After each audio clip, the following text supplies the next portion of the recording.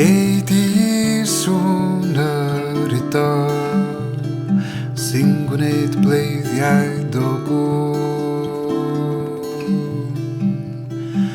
Gei di liw o coch sy'n groch am mhob ryw.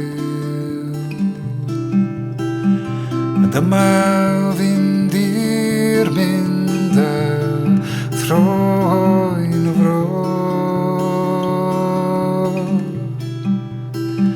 a chael yno eto be ges I pob tro.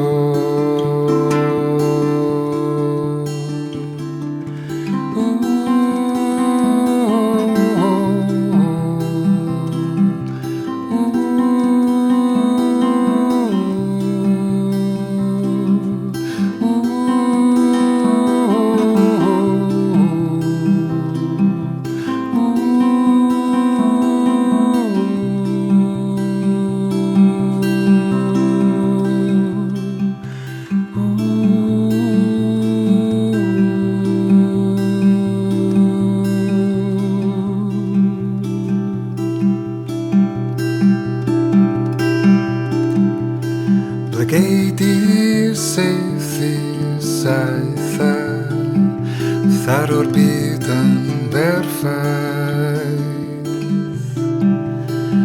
Gei di wir y gwir min y ffaith.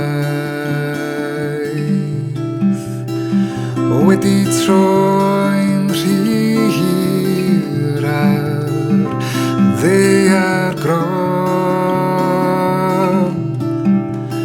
fel sgwarnog yn ei chalchoedd, sdim rheswm I ahoi.